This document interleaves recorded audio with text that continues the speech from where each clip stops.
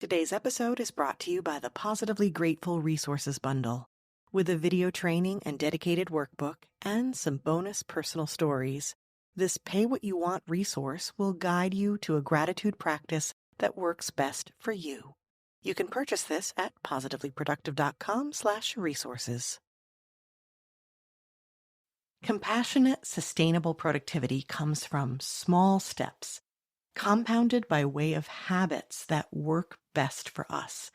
And I found that for my people, the creatives and caregivers, the people pleasers, the questioners, the ones who think differently, ADHD is a common thread in my life and business. It's essential that for them we create paths that have authenticity and flexibility built in.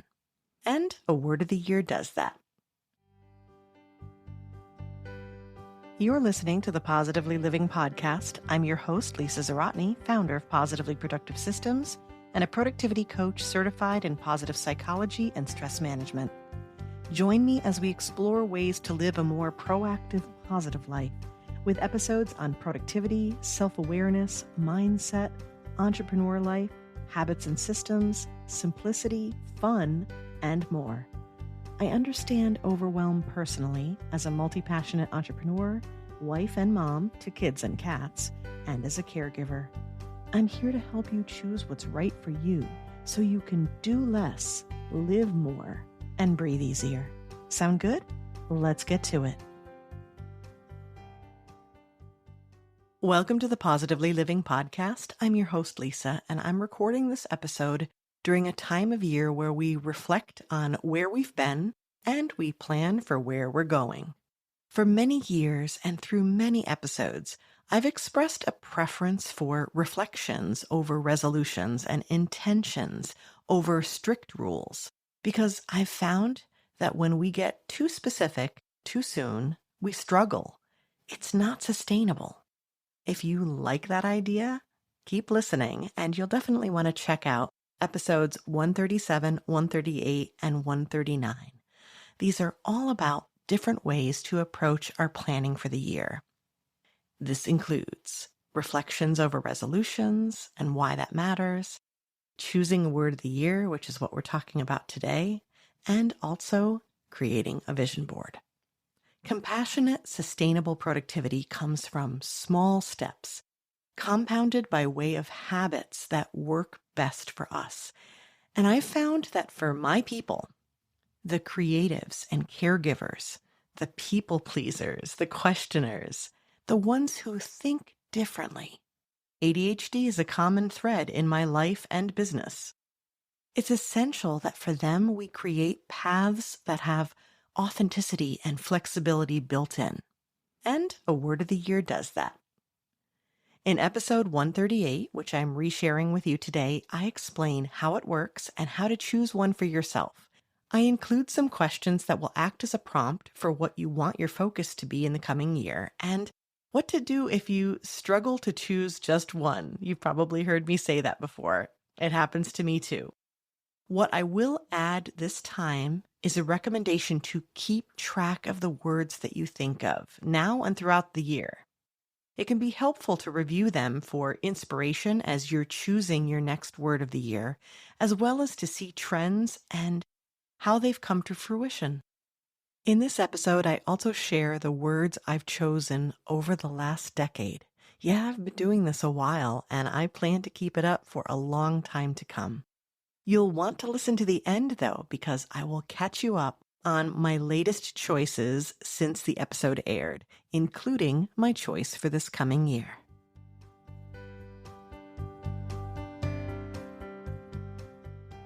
Welcome to the Positively Living podcast. I'm your host, Lisa, and although words may not be sufficient enough to express how much I appreciate you, they can do some amazing things for us to guide us to our goals. And that's what we're talking about today. At the end of the year, I shared episode 136, Reflections Instead of Resolutions, and explained why I believe there are better options for goal setting than resolutions. Setting goals and addressing habits are key to achieving what you want, but somewhere in between is one of the biggest challenges we face. choosing the right thing each day, the right tasks and projects, the right opportunities. It's asking yourself, will this action take me closer to or further away from my goals? One of the easiest and most effective ways to help with that is to have a guiding word to use for these choices. Yes, one word. I realize you might have a word, air quotes, in mind for the last couple years, but I don't mean that one. I mean a word that describes an intention for how you want to show up each and every day going forward.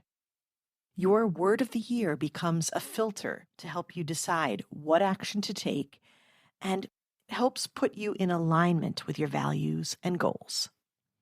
The other benefit is that it helps you focus on one thing at a time instead of trying to do too much. And that is a brilliant self-imposed limit for you, my multi-passionate overachiever. A word of the year is a bit like having a theme for the year. You can do whatever you want throughout the year, but when life is swirling around, distracting and discouraging you, that word reminds you of your path. As a creative, you may want to think of it as a through line for your story, connecting your theme or your plot as your year unfolds. Just as a character arc occurs in a story, how you relate to your word of the year will change as the year progresses, and that's a good thing. But the simplicity of one word allows for your growth and revised perspective without having to change the word. However you look at it, it's a technique that is grounding and guiding. Before we dig into how to choose one, allow me to address the challenge, the elephant in the room, if you will. That's the challenge of every multi-passionate out there, including me. How? How do you choose one word? You know how I'm always saying to you, don't make me choose. This is like the one exception. First of all, you don't have to. You don't technically have to choose one word if that really doesn't work for you. Maybe you choose a set of words, a mantra, or a phrase. If that suits you, I promise not to call the word of the year police on you. I would advise that you select words, however, that complement each other in order to have a set that guides you in the same direction. You just don't want them working against each other. What you might find, though, is as you consider your options and put it into practice, one word may become the highlight or the one you start with, and that's wise because it is a simpler approach. As I describe how to choose one, you'll see how you can work it to have many options within only one word. Sometimes it's a matter of trying it out and not being afraid to change it if it doesn't work. I started off 2018 with 3 words, but a little over a week into January, I found one of them worked best, and I just kept going with that one. I will share my words with you that date back to 2015. I have notes on that, plus some additional notes on some bonus ones for prior years. But first, let's go over how you can come up with your own. To choose one, ask yourself, what could I use more of or less of in my life? What characteristics would I like to have? How do I want to help others? How do I want to show up? You can take these questions plus the reflective questions that you have been working through with the Reflections, Not Resolutions, episode 136, and also episode 137 on vision boards. There were some great questions in that episode as well. All of those answers are going to bring up some keywords for you. I want you to find those words that inspire you and then check the definitions. They might surprise you.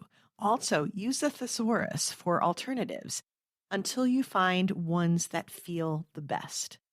Then you can start to narrow it down from there. You may find other options and connotations and multiple meanings that inspire you.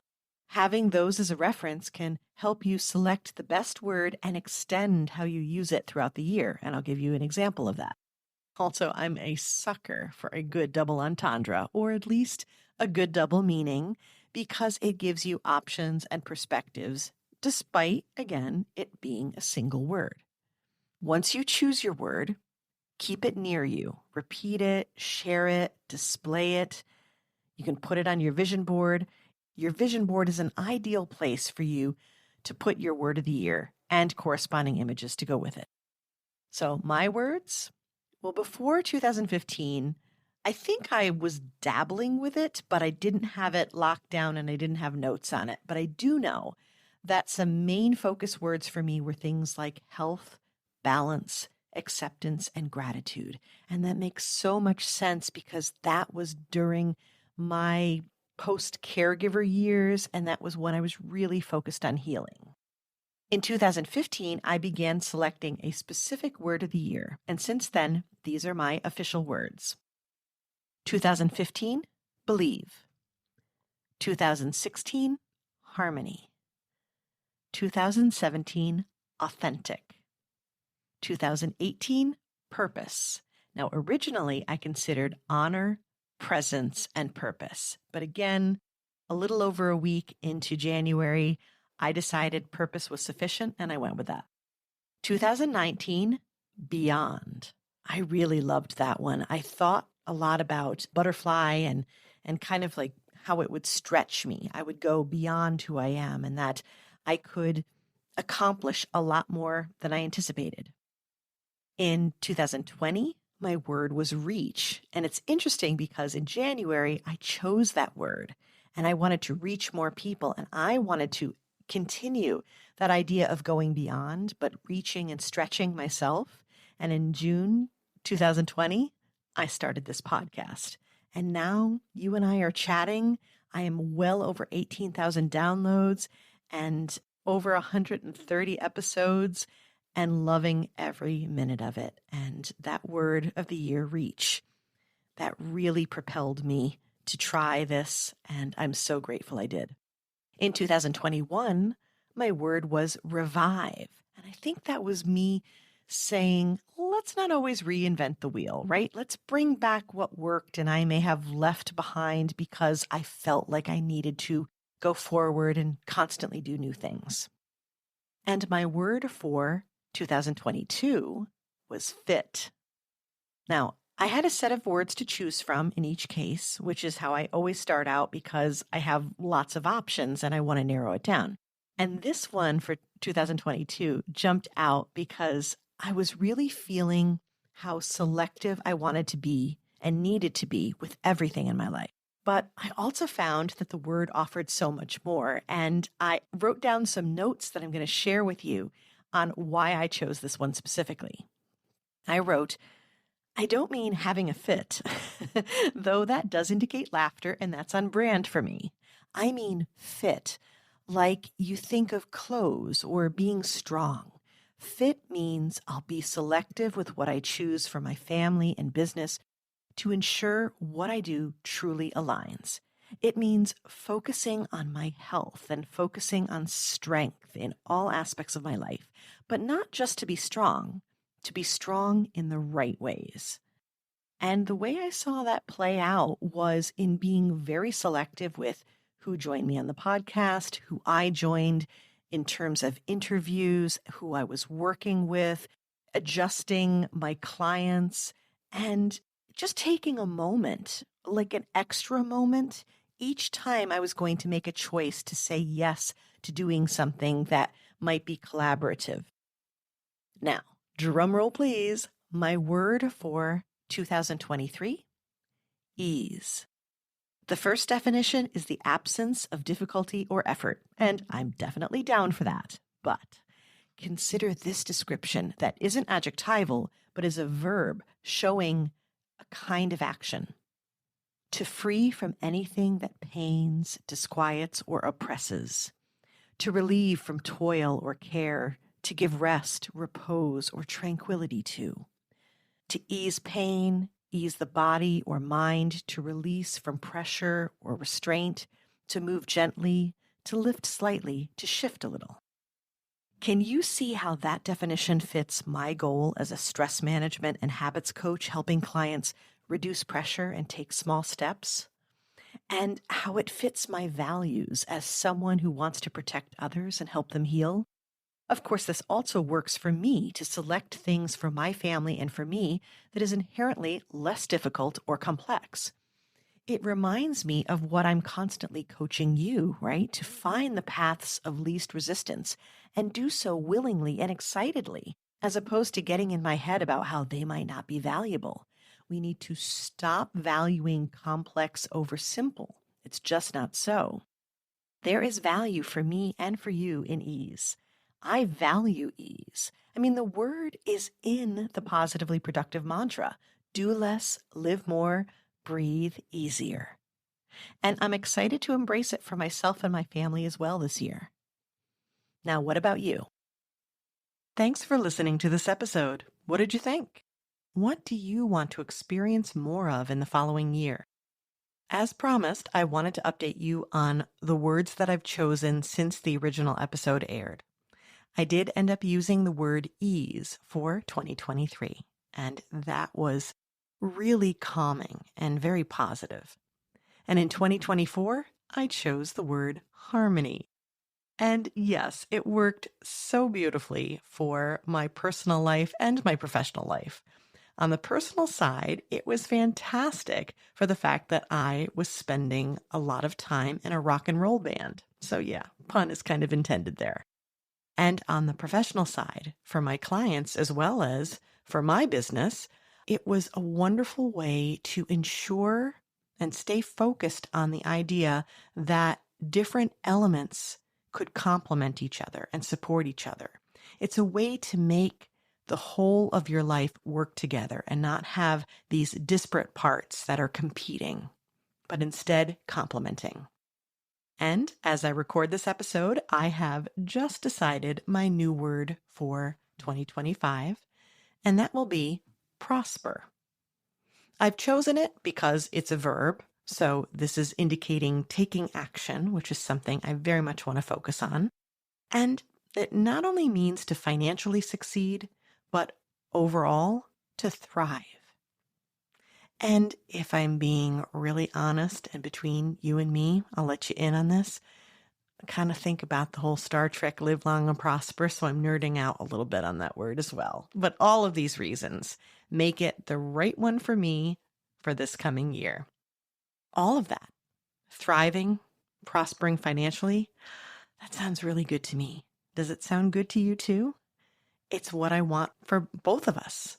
So if that sounds like something that is good and you would like some help, may I suggest a coaching session so you can fast track your plan, fast track those habits that are going to take you there and build that momentum to reach your goals. That's the key here.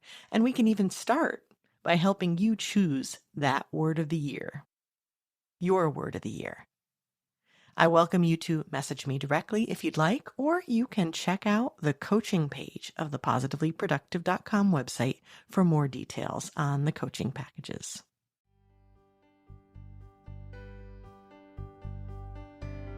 Thank you for joining me today. Your time is precious, and I'm honored you chose to spend it with me.